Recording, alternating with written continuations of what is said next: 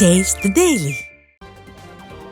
காஞ்சிபுரம் மாவட்ட அதிமுக நிர்வாகிகள் ஆலோசனை கூட்டம் குன்றத்தூர் தனியார் மண்டபத்தில் மாவட்ட கழக செயலாளரும் முன்னாள் அமைச்சருமான வி சோமசுந்தரம் தலைமையில் நடைபெற்றது.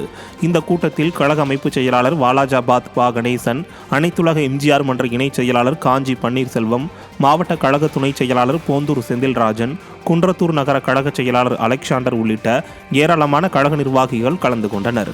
அப்போது திமுகவில் ஒரே குடும்பத்திலிருந்து தந்தை, மகன், பேரன், கொள்ளுப்பேரன் ஆகியோர் மட்டுமே முதலமைச்சராக முடியும் என்றும், ஆனால் அதிமுகவில் மட்டுமே கிளைக்கழக செயலாளராக உள்ளவர் கூட முதலமைச்சராக முடியும் என முன்னாள் அமைச்சர் வி சோமசுந்தரம் தெரிவித்தார். விழுப்புரம் மாவட்டம் மேல்மலையனூரில் தீக்குளித்து உயிரிழந்த விவசாயி உடலை வாங்க மறுத்து அவரது உறவினர்கள் போராட்டத்தில் ஈடுபட்டனர்.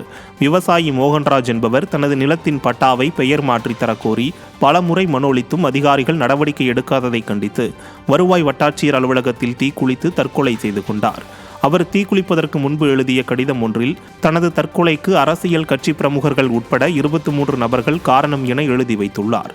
இதையடுத்து அந்த 23 நபர்களை கைது செய்ய வலியுறுத்தி அவரது உறவினர்கள் சாலை மறியலில் ஈடுபட்டனர்.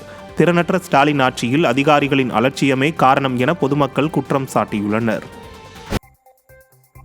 தூத்துக்குடி மாவட்டம் கோவில்பட்டியில் சுதந்திர போராட்ட வீரர் பகத்சிங் ரத்தின கழக அறக்கட்டளை நிறுவன தலைவர் காளிதாஸ் தலைமையில் இரத்த தான முகாம் மற்றும் கொடையாளர்களுக்கு விருது வழங்கும் விழா நடைபெற்றது.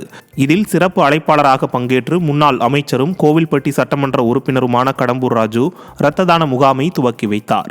அப்போது பேசிய அவர், துணை முதல்வராக உதயநிதி ஸ்டாலின் நியமிக்கப்பட்டதன் மூலம் பொம்மை முதல்வர் ஸ்டாலினால் ஆட்சியை நடத்த முடியாமலும் கட்சியை காப்பாற்ற முடியாமலும் போனது நிரூபணமாகியுள்ளதாக தெரிவித்துள்ளார். மேலும் பாஜக கட்சியை தொடர்ந்து விமர்சித்ததால் மனோ தங்கராஜ் அமைச்சர் பதவியிலிருந்து நீக்கப்பட்டிருக்கலாம் என்றும் கூறிய முன்னாள் அமைச்சர் கடம்பூர் ராஜு, மக்கள் நீதி மய்யம் கட்சியைச் சேர்ந்த கமல்ஹாசன் நிர்வாக திறனற்ற ஸ்டாலின் அரசுக்கு துதிப்பாடும் வேலையை செய்து வருவதாகவும் கூறினார்.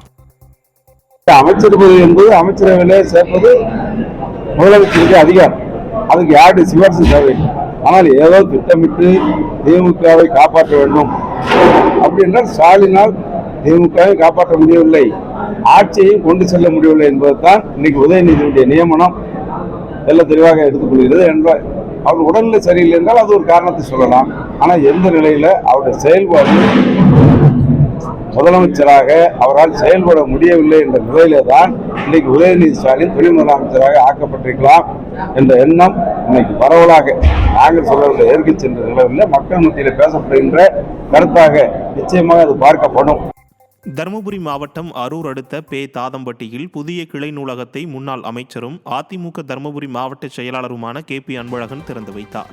அதிமுக சட்டமன்ற உறுப்பினர் வே சம்பத்குமார் தன் தொகுதி மேம்பாட்டு நிதியில் 9,60,000 ரூபாய் மதிப்பீட்டில் நூலகம் அமைக்கப்பட்டு திறந்து வைக்கப்பட்டது. இந்த நிகழ்ச்சியில் தெற்கு ஒன்றிய செயலாளர் RR பசுபதி, தருமபுரி மாவட்ட துணை செயலாளர் செண்பகம் சந்தோஷ், அதிமுக அரூர் நகர செயலாளர் ARSS பாபு, பாப்பிரெட்டிப்பட்டி ஒன்றிய கழக செயலாளர் விஸ்வநாதன், பாப்பிரெட்டிப்பட்டி நகர செயலாளர் தென்னரசு, அரூர் ஊராட்சி ஒன்றிய துணைத் தலைவர் அருண், ஊராட்சி மன்ற தலைவர் பாரதி மற்றும் நிர்வாகிகள் ஜெயந்தி ராஜா, சரவணன் அன்பு, சம்பத், PV செல்வம், ராஜமாணிக்கம் மற்றும் தொண்டர்கள் ஏராளமானோர் கலந்து கொண்டனர். தாமிரபரணி ஆற்றில் கலக்கும் கழிவுநீரை கட்டுப்படுத்தாவிட்டால் அதிமுக சார்பில் மிகப்பெரிய போராட்டம் நடத்தப்படும் என நெல்லை அதிமுக மாவட்ட செயலாளர் தச்சையன் கணேசராஜா அறிவித்துள்ளார். தூத்துக்குடி மாவட்டத்தின் குடிநீர் ஆதாரமாக விளங்கி வரும் தாமிரபரணி ஆற்றில் கழிவுநீர் கலந்து வருவது குறித்த வழக்கில் ஆற்றில் கழிவுநீர் கலக்காமல் இருக்க மாநகராட்சி நிர்வாகம் நடவடிக்கை எடுக்க வேண்டும் என உயர்நீதிமன்ற மதுரை கிளை உத்தரவிட்டது. இந்த நிலையில் நெல்லை அதிமுக மாவட்ட செயலாளர் கணேசராஜா தாமிரபரணி ஆற்றில் நேரில் ஆய்வு செய்தார். இதையடுத்து நெல்லையில் செய்தியாளர்களை சந்தித்த அவர், தாமிரபரணி ஆற்றில் கலக்கும் கழிவுநீரை திறனற்ற ஸ்டாலின் அரசின் அதிகாரிகள் கட்டுப்படுத்தாவிட்டால் அதிமுக சார்பில் மிகப்பெரிய போராட்டம் நடத்தப்படும் என தெரிவித்தார். 13 இடங்களில் இந்த சாக்கடை தண்ணி நேரடியாக கலந்துக்கிட்டு இருக்கு. இப்போ நம்முடைய மதுரை ஹைகோர்ட் ஒரு உத்தரவு கொடுத்துருக்காங்க. சீக்கிரம் உடனே முடிவெடுத்து இந்த சாக்கடை தண்ணி கலக்காத அளவுக்கு சுத்தப்படுத்தி அனுப்புகிற அளவுக்கு ஏதோ ஒரு உத்தரவு கொடுத்துருக்காங்க. அதுக்காக இவங்க எந்த முயற்சியும் பண்ணலை. இந்த சாக்கடை தண்ணியை தான் நான் கிட்டத்தட்ட 4-5 மாவட்டத்துக்கு குடி தண்ணியாக பயன்படுத்திகிட்டு இருக்காங்க. இதுக்கு சீக்கிரம் ஒரு நிரந்தர தீர்வு வேணும். இந்த சாக்கடை இந்த தாமிரபரணியில் கலக்கக்கூடாது. பயிருக்கும் உயிருக்கும் உத்தரவாதம் தான் இந்த தாமிரபரணி நீர். இந்த அரசாங்கம் இதை கண்டுகொள்ளவே இல்லை, இந்த மாநகராட்சி கண்டுகொள்ளலை. சீக்கிரம் இதுக்கு நல்ல முடிவு கட்டணும். நீதிமன்றத்தை மதித்து இவங்க நடக்காங்களான்னு பார்ப்போம். இல்லைன்னா மக்களை திரட்டி பெரிய அளவில் இவங்களுக்கு புரிய வைப்போம். திருச்சி புறநகர் வடக்கு மாவட்ட அதிமுக அலுவலகத்தில் கழக செயலாளர்களுக்கான ஆலோசனை கூட்டம் நடைபெற்றது.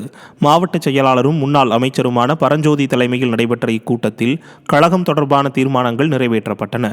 இதில் எம்ஜிஆர் இளைஞரணி செயலாளரும் முன்னாள் அமைச்சருமான சிவபதி, கழக அமைப்பு செயலாளரும் முன்னாள் அமைச்சருமான வளர்மதி, கழக அமைப்பு செயலாளரும் முன்னாள் அரசு தலைமை கொறடாவுமான மனோகரன், முன்னாள் அமைச்சர் டிபி பூனாட்சி, முன்னாள் சட்டமன்ற உறுப்பினர்கள் டி இந்திரா காந்தி, பரமேஸ்வரி, கழக எம்ஜிஆர் இளைஞரணி இணை செயலாளர் செல்வராஜ், மாவட்ட கழக துணை செயலாளர் கோவிந்தராஜ், மாவட்ட பொருளாளர் சேவியர், எம்ஜிஆர் மன்ற மாவட்ட செயலாளர் அறிவழகன், மாணவரணி மாவட்ட செயலாளர் அறிவழகன், சிறுபான்மையினர் நலப்பிரிவு மாவட்ட செயலாளர் புல்லட் ஜான் உள்ளிட்ட கழக நிர்வாகிகள் பலரும் கலந்து கொண்டனர்.